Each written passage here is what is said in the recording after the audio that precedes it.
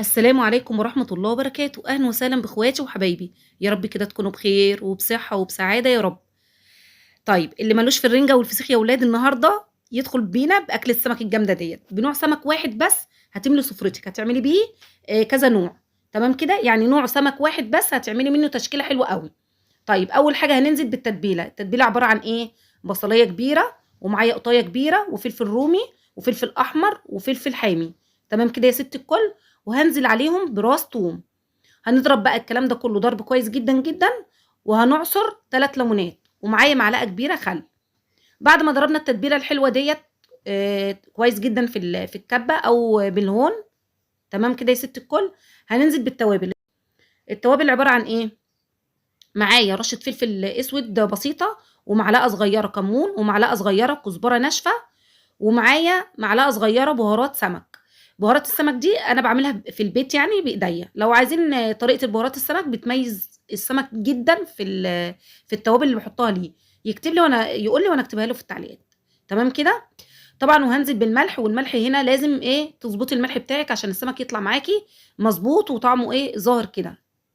طيب خلّصنا كده التتبيلة بتاعتنا، معايا بقى الخضار بتاعنا اللي هنحشي بيه السمك، قوطاية طرنشات وجزراية مبشورة وكزبرة خضرا، ومعايا بصلاية أقطّعها إيه، مكعبات أو جوليان التقطيعة اللي تريّحِك يا ست الكل، هننزل بيهم بمعلقتين من التتبيلة دي على الخضار، علشان هنحشي بيه السمك السنجاري.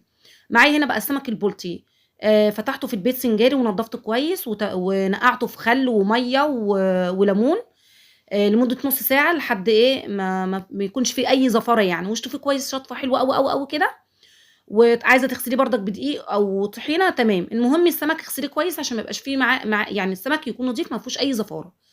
هاتبِّل السمك معايا بقى تتبيلة بالتتبيلة الحلوة اللي إحنا عاملينها، وبعد كده هاحط الخضار اللي إحنا إيه مجهزينه معانا، الخضار ده بتاكليه حرفيًا قبل لحم السمك، بتاكلوا الخضار تتبيلة الخضار الحلوة اللي إحنا عاملينها مع بعض. بعد ما تبِّلت السمك وضِفت الخضار تمام كده، هاركن السمك ده على جنب اللي هو السنجاري، وهاسيبه يتبّل إيه، نُص ساعة كده أو ربع ساعة زي ما تحبّي يعني أو قبلها بيوم زي الوقت المتاح ليكِ. هاجيب بردك السمك اللي هو البلطي اللي هاقليه، وهاحشيه بنفس التتبيلة، هاتبّله عادي بالتتبيلة بتاعتنا العادية المضروبة، وهاحط له بردك إيه، خضار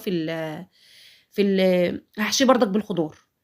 الخضار ما تخافيش يا ستّ الكل مش هينزل معاكِ في الزيت، بس الخضار حرفيًا بيبقى طعمه حلو أوي، أوي في السمك. طيب وكان عندي بردك سمك هنا إيه، بلطي بردك خالياه فيليه، المقطع هنا ما جاش. السمك الفيليه بردك بنفس التتبيلة، بس طبعًا مش هاضيف له الخضار معاه، التتبيلة بس اللي هي الإيه، التوم والفلفل والقوطة. بس وهاعمل له بقى إيه، زي خلطة الكريب كده، هانزل بدقيق وتوابل ومَيّة والعجينة معايا هتبقى خفيفة زي عجينة الكريب كده وهيتقلي بقى، بس كده، يعني ما فيش أسهل من كده. هنعمل مع بعض بقى رز الصيادية وما فيش أسهل من إيه، من رز الصيادية.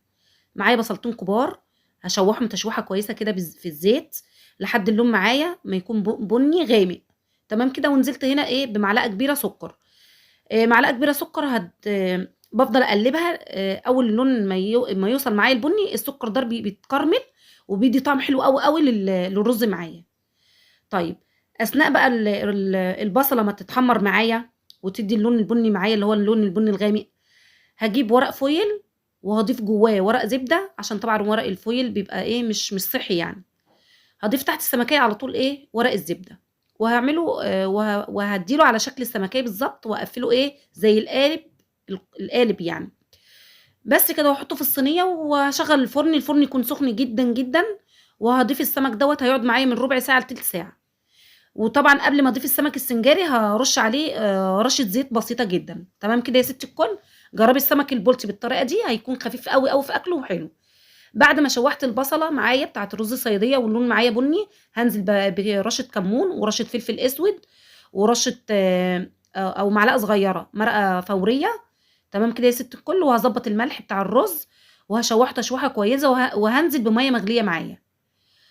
هيغلي الرز غلوتين وهاهدّي النار عليه لحد الرز معايا إيه، ما يستوي. كده خلصنا من رز الإيه، الصيادية. عندِك من الخلطة بتاعة السمك، ضيفي في الرز بتدّي له تطعيمة حلوة، تمام كده يا ستّ الكل؟ زي ما قُلت لِك السمك السنجاري هنضيف عليه رشة بسيطة زيت، والفرن عندي هيكون سُخن، وهادخّل الصينية لمدة ربع ساعة أو تِلت ساعة، السمك هيطلع معاكِ خفيف جدًا، واللي ما جرّبش البولتي إنه يكون سنجاري بجد طعمه خفيف وحلو أوي. طيب معايا هنا بقى السمك البولتي المقلي، هاعمل فيه إيه؟